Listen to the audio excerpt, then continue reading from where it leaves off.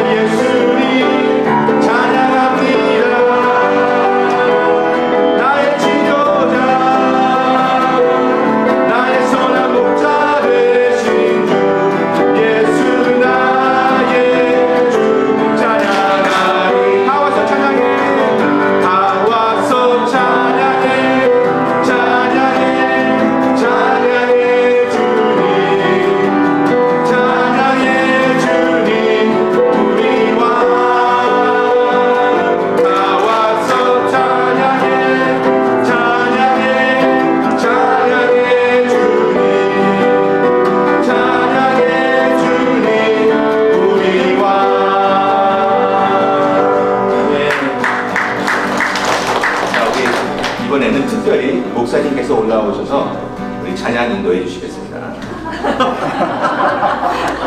네, 여러분 이 시간에는 우리 두산배 전도발 임상훈련에 가시는 분들을 우리 축복하며 파송의 노래를 함께 부르겠습니다. 네, 우리 두산배 전도발 임상훈련에 가시는 분들 네, 앞으로 나오실까요? 네. 네, 나오세요.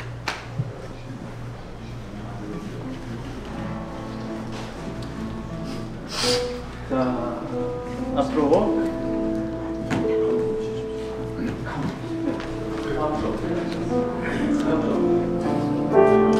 자, 우리 파송의 노래를 부르도록 하겠습니다.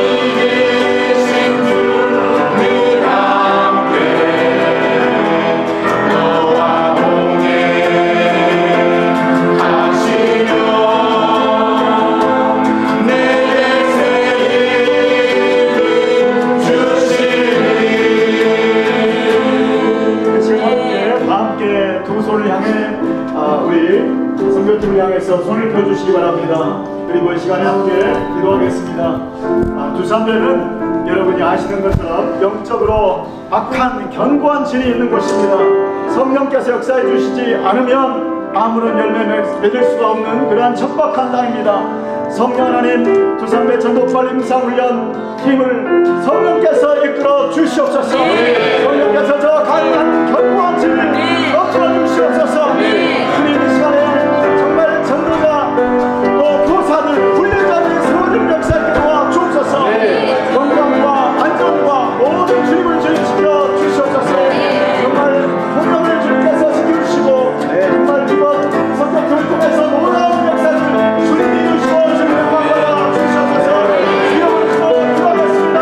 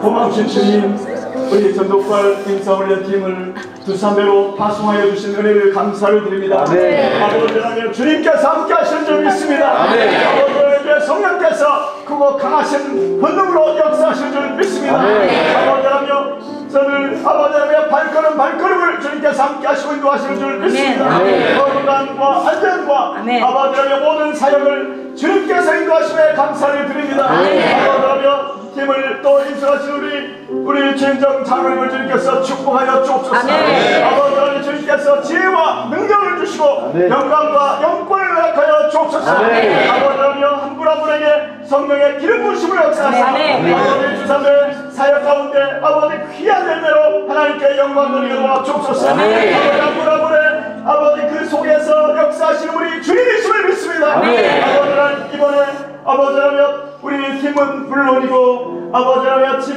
훈련에 참여하는 두산배 우리 아버지 한 분 한 분도 정말 성령의 능력으로 잡아 주옵소서. 강하는 감에서 내각한 것들을 예수님으로 도와주옵소서. 아버지 하나님, 강간하는 주님께서 기름으로 주옵소서.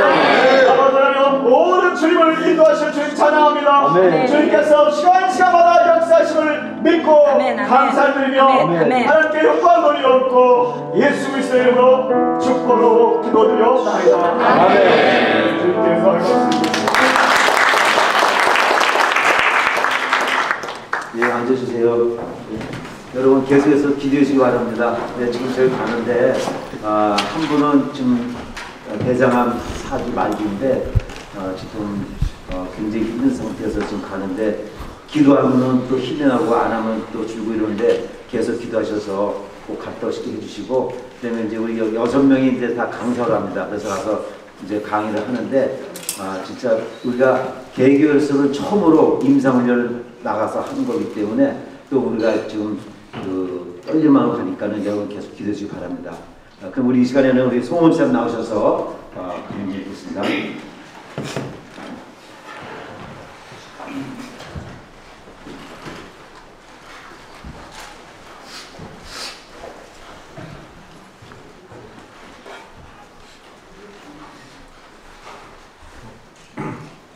먼저 말씀드리기에 앞서서 칭찬하는 시간을 제가 잠깐 갖도록 하겠습니다.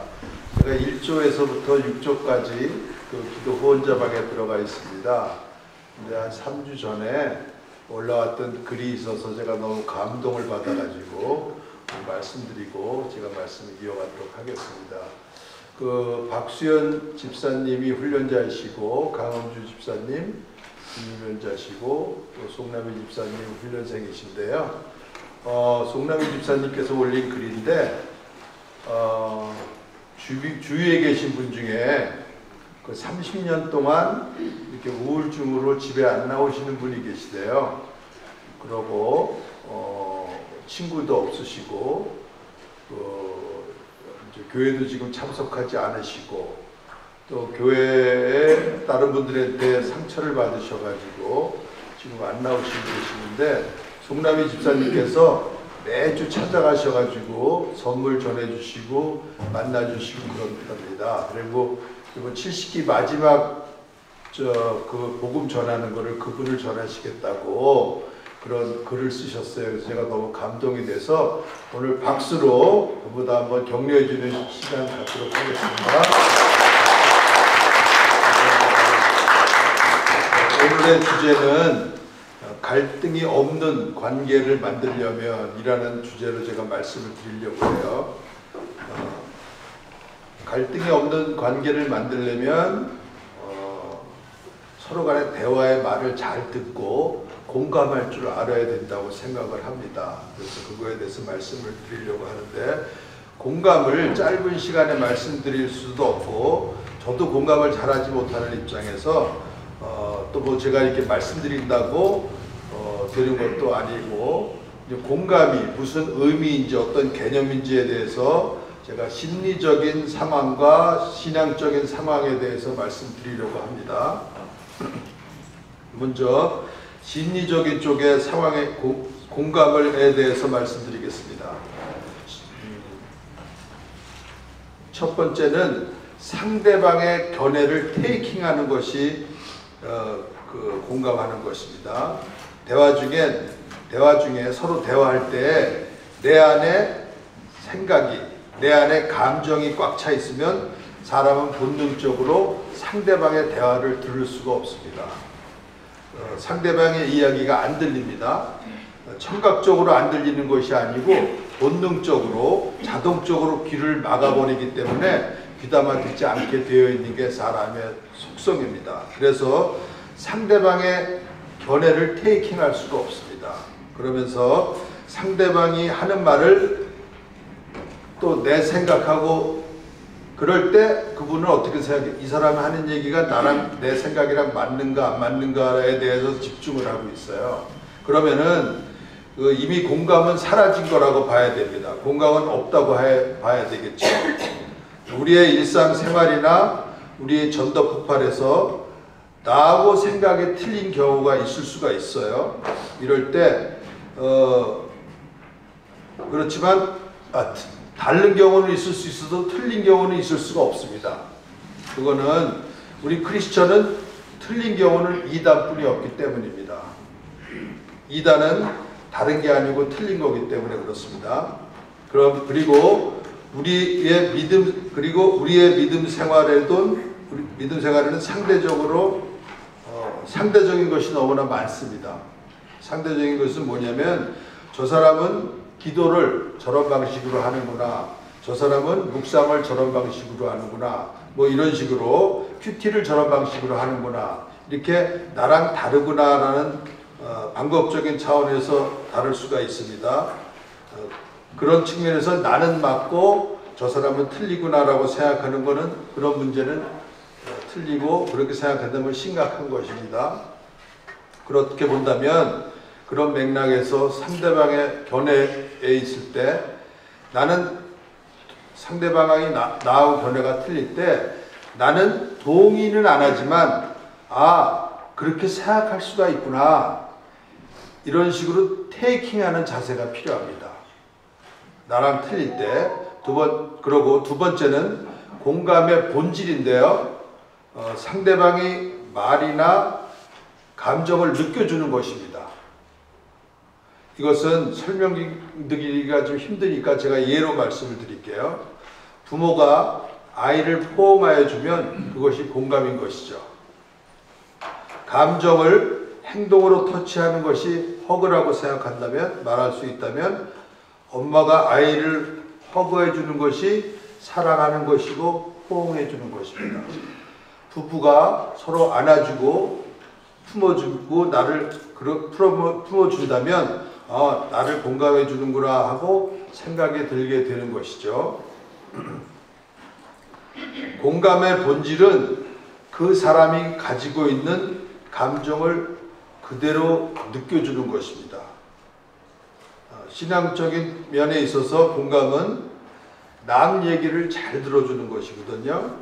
남 얘기를 잘 못 듣는 것은 간단하게 얘기하면 교만하다라고 말씀드릴 수가 있어요. 교만한 사람은 남의 얘기를 잘 못 듣습니다. 나만 옳다가 되거든요. 이것은 좀 심각하지만요. 그런데 우리들은 복음을 전할 때나 또 같은 조언들이 무슨 이야기를 할 때 잘 들을 수 있는 분은, 다른 말로 얘기하면 겸손한 분이라고 말할 수가 있습니다. 또 겉으로는 겸손해도 속으로는 딴 생각을 하고 있으면 교만한 거죠. 잘 들어주는 것, 충분히 테이킹 해줄 수 있는 것, 그런 것이 겸손이라는 말입니다. 제가 이런 말씀을 드릴 때 제 말을 잘 들어주는 게 겸손한 것입니다. 하나님이 좋아하는 사람이 바로 겸손한 사람입니다. 겸손이라는 노래도 있거든요. 하나님과 가장 가까운 사람이 바로 겸손한 사람, 이런 노래 있죠.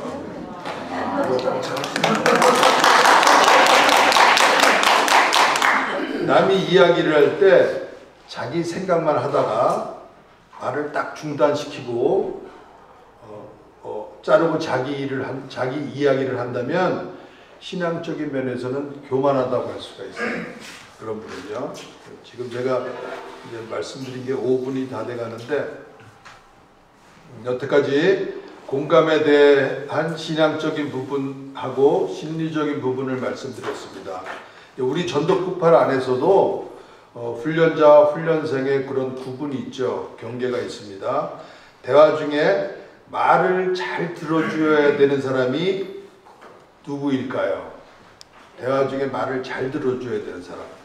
훈련자가 말을 잘 들어줘야 하나요? 아니면 훈련생들이 말을 잘 들어줘야 하나요? 훈련자가 말을 잘 들어줘야 된다는 분 손 들어보세요. 훈련생이 말을 잘 들어줘야 된다는 손 생각해보세요. 훈련생이 잘 말 들어야 된다는 생각은 다시 한번 크게 손 들어보세요. 제가 정답을 말씀드리겠습니다. 훈련자가 잘 들어줘야 됩니다. 훈련생은 안 들어도 됩니다.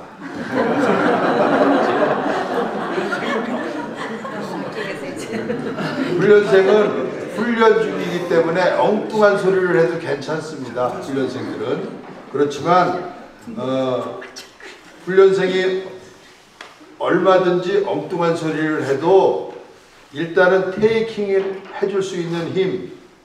아, 그렇군요. 그것을 그렇게 들으셨군요. 그러실 수도 있겠네요. 그러면 이런 의미로, 그렇다면 내가 이런 의미로 다시 설명해 드리겠습니다. 뭐 이렇게 말할 수 있는 힘이 훈련자에게 필요합니다. 또 복음 제시를 할 때도 훈련생이 잘못 전할 때가 있죠. 그러면 나중에 토시 하나 틀리지 말고 제대로 하세요. 뭐 이런 식으로 얘기하신다든지 또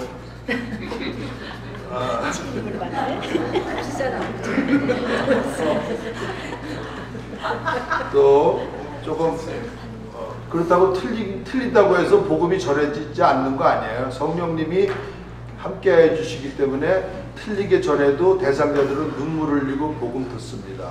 그 복음 들으면서 눈물 흘립니다. 그럼 막 좀 틀리게 전한다고 해서 아주 비빔밥을 만드는구나, 짬뽕을 만드는구나, 이렇게 생각하는 분은 없겠지만 이렇게 하시면 안 된다는 말씀입니다. 항상 칭찬하고 격려하시면서 이끌어나가는 훈련자들 되시고, 또 훈련생들을 항상 감사하시고, 또 나이가 적은 훈련자에게도 리스펙트 하시면서 그런 여러분이 되신다면 주님의 기쁨이 되는 모두가 되실 줄로 믿습니다. 네. 김정우 박사입니다. 이쪽부터 나오세요.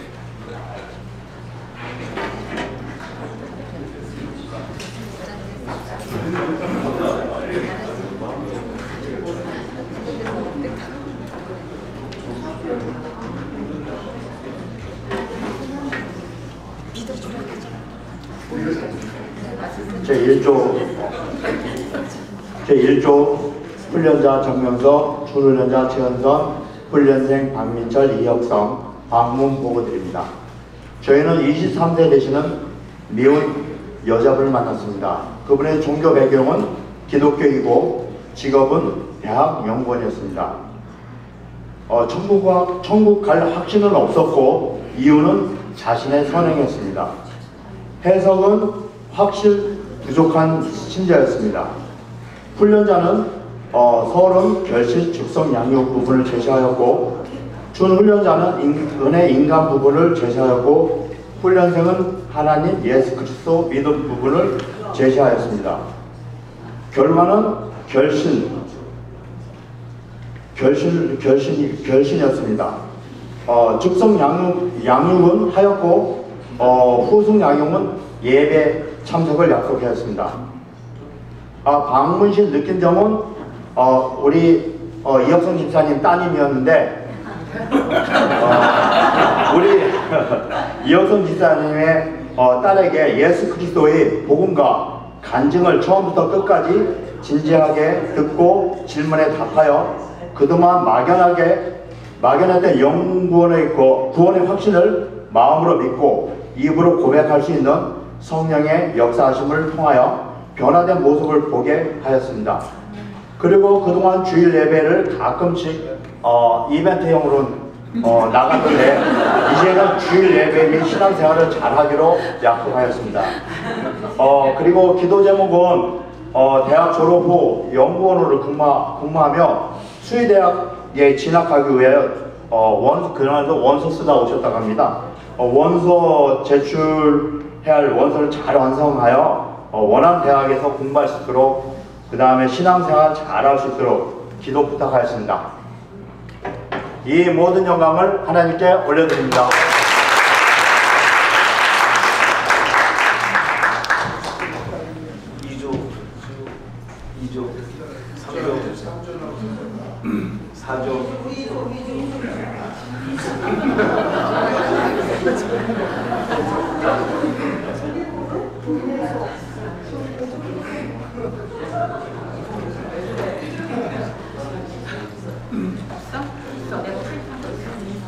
뭘 또 한 번 체험하시는 시간이었습니다.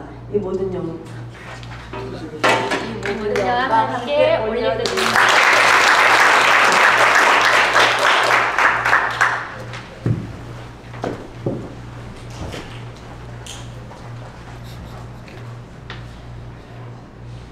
제6조 훈련자 박수연, 준훈련자 강은주, 훈련생 송남이 방문 보고 드립니다.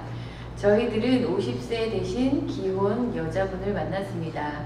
그분의 종교 배경은 기독교이고 직업은 직장인이었습니다. 천국 갈 확신은 있었고 이유는 믿음이었습니다. 해석은 이미신자였습니다. 훈련자는 즉석 양육 부분을 제시하였고 준훈련자는 예수 그리스도부터 결심까지 제시하였고 훈련생은 서론부터 하나님까지 제시하였습니다. 결과는 훈련생을 위한 제시였습니다. 즉석 양육을 하였고 후속 양육은 현재 타 교회를 잘 다니고 계셔서 하지 않았습니다. 방문 시 느낀 점은 30년 전 예수님을 믿은 후 정식으로 복음 제시를 받기는 처음이었는데 복음 제시를 받고 믿음에 대해 다시 생각하는 계기가 되는 동시에 더 잘 믿어야겠다는 생각이 들었다고 하셨습니다. 훈련자가 영생을 얻었다는 말에 자신의 믿음에 대한 확신이 생겼고 성령의 컨펌을 받는 느낌을 들었다고 말씀하셨습니다. 중보 기도 제목은 남편이 30년간 하던 일을 그만두고 새로운 직장을 찾고 있는데 4시 전에 끝나는 일을 찾을 수 있도록 기도해달라고 말씀하셨고 한국에 믿지 않는 친정 아버님의 구원을 위해 기도 부탁하셨습니다. 이 모든 영광을 하나님께 올려드립니다.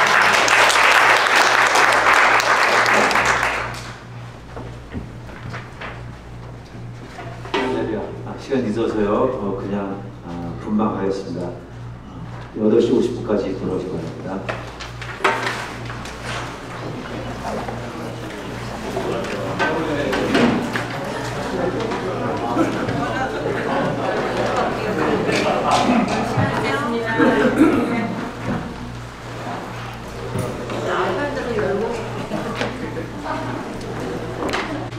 홍민수 사모님 나오셔서 강의하겠습니다. 큰 박수로 환영합니다.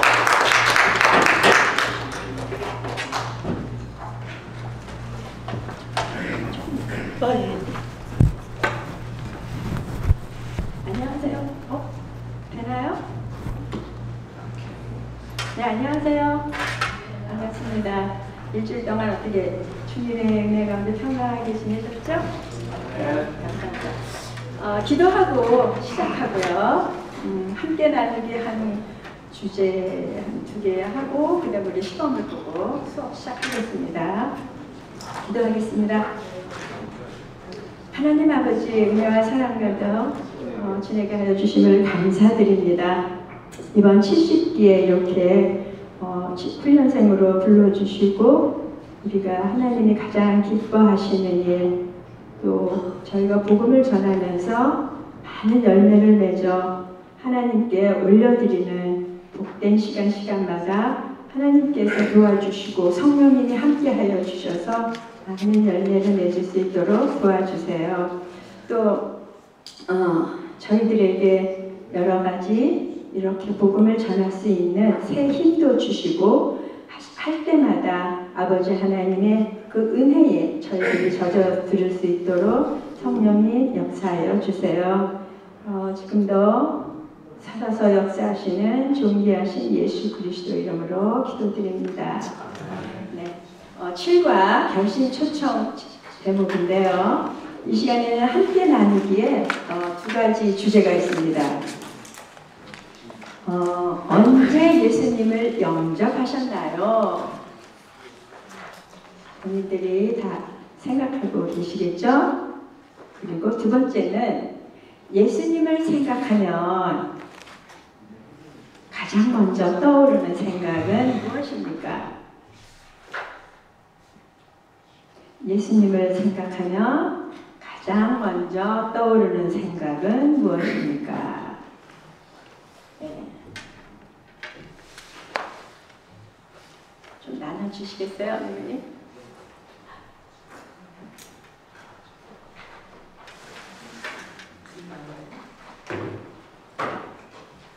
네, 한번 나눠주세요. 예수님은 언제 영접하셨나요? 그리고 예수님 생각하면 가장 먼저 떠오르는 생각은 무엇입니까? 우리 집사님 저 쳐다보셨는데 한번 나눠주시겠어요? 네. 예수님 생각하면 가장 먼저 떠오르는 생각이 나요. 네, 그거 두 번째, 그 첫 번째. 첫 번째. 예, 언제 예수님을 영접하셨나요?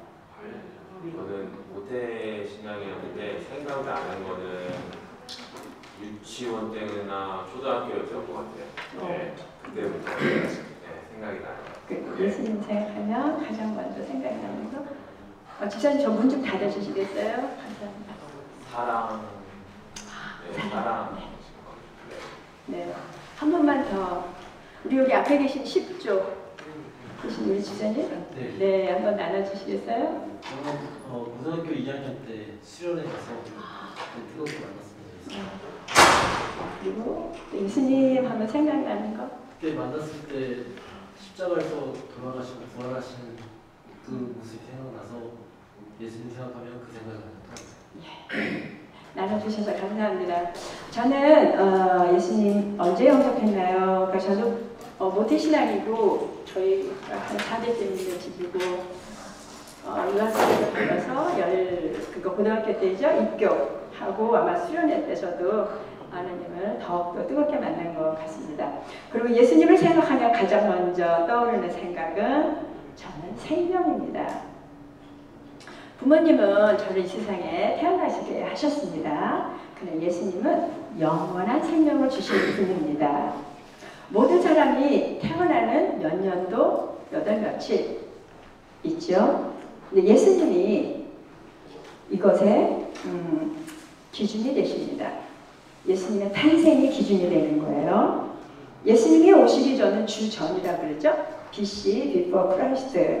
또 예수님이 오신 후에는 주후, 아노드미니 해가지고 기원전, 기원 후라고 합니다.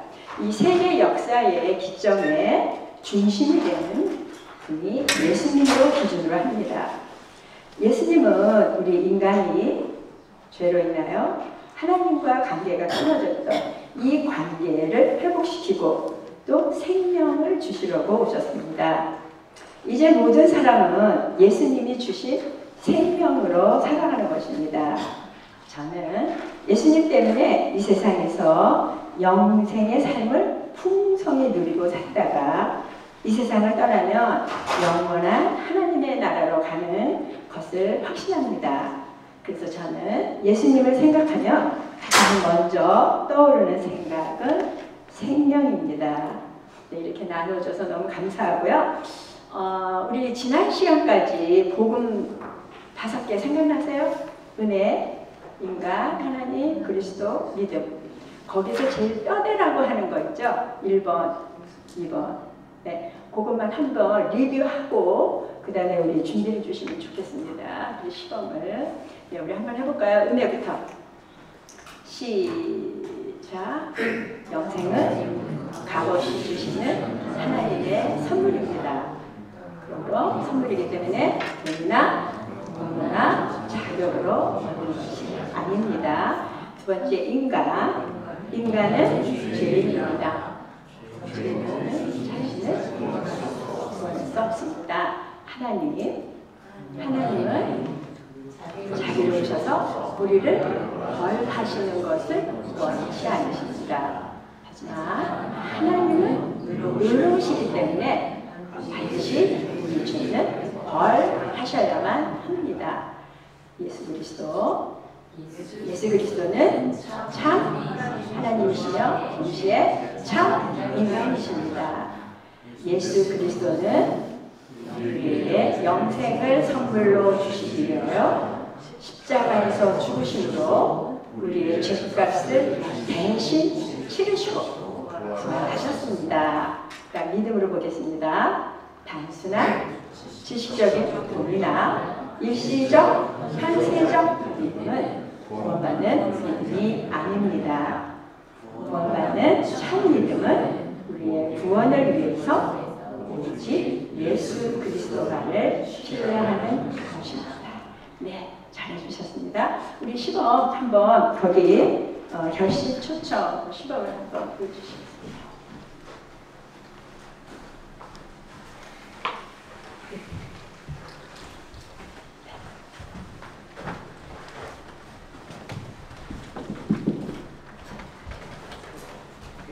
지금까지 제가 성경의 핵심 내용을 선생님께 요약해 드렸습니다. 선생님 이해하십니까? 네. 지금 이 시간 온 우주 만물을 창조하신 하나님께서 선생님께 사랑하는 내 아들 따라 내가 너에게 영생을 선물로 주려고 하는데 받겠느냐 하고 물으신다면 선생님께서는 이 영생의 선물을 받기를 원하십니다. 네. 선생님 참 중요한 결정하셨습니다. 이 중요한 결정이 무엇을 의미하는지 제가 간단히 말씀드리겠습니다. 첫 번째, 영생을 얻기 위해서 자신을 신뢰하지 않고 오직 예수 그리스도만을 신뢰하는 것입니다. 두 번째는 부활하셔서 살아계신 예수 그리스도를 구원자로 삶의 주인으로 모시겠다는 뜻입니다. 세 번째는 자신의 죄를 회개하고 제 삶의 방향을 하나님께 돌리겠다는 뜻입니다. 그렇게 하시겠습니까? 네. 네, 감사합니다. 하나님은 우리의 기도에 귀를 기울여 들어주십니다. 지금 저를 따라서 하나님께 한마디씩 기도하겠습니다. 예. 하나님 아버지, 지금까지 저는 제 자신을 믿고 살아온 죄인입니다. 저의 죄를 회개하오니 용서해 주세요.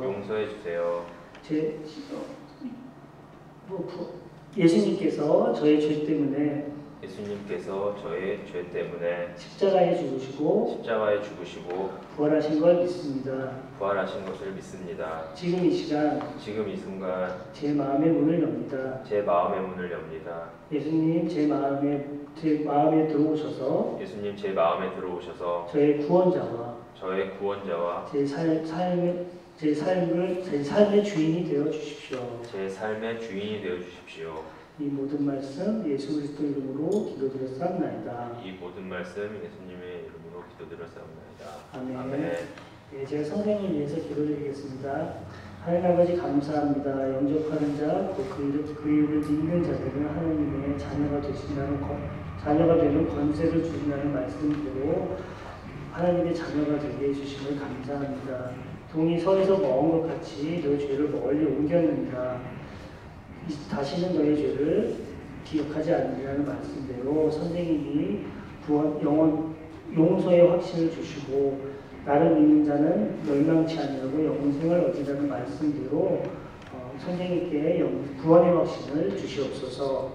예수님의 이름으로 기도드렸사옵나이다. 아멘.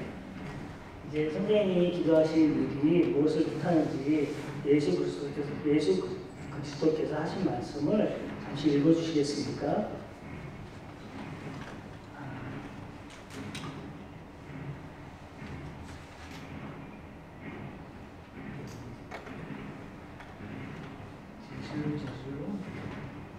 예, 한 여기 먼저 해주시고.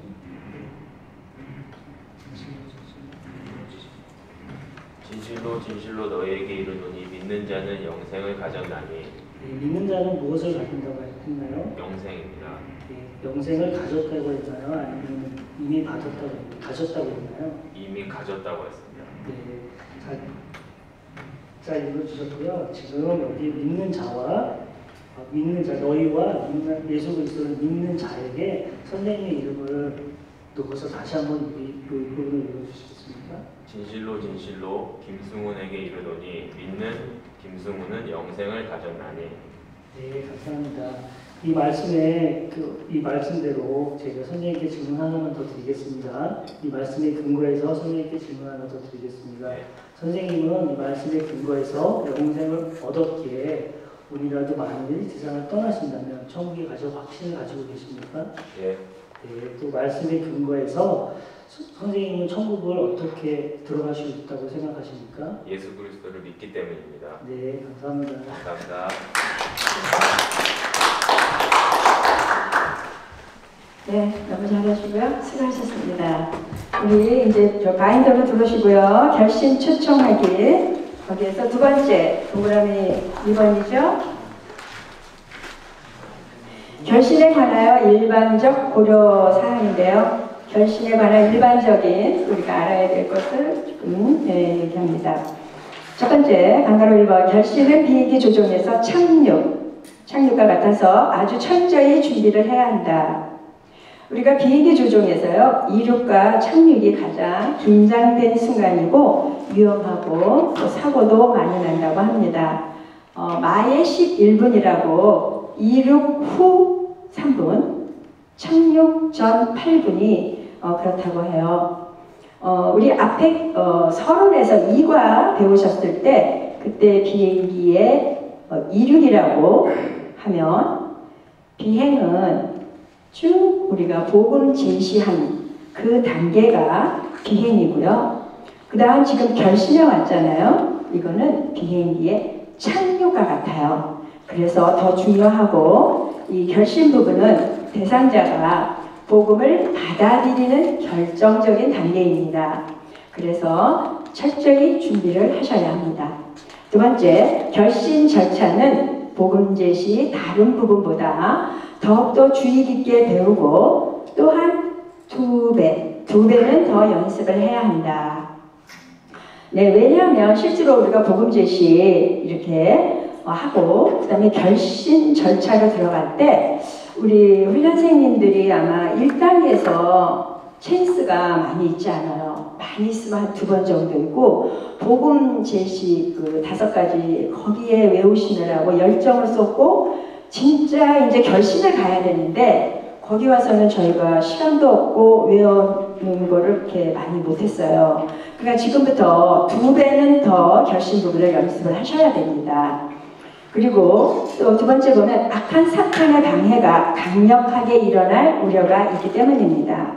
고린도후서 4장 4절을 보면 세상의 신이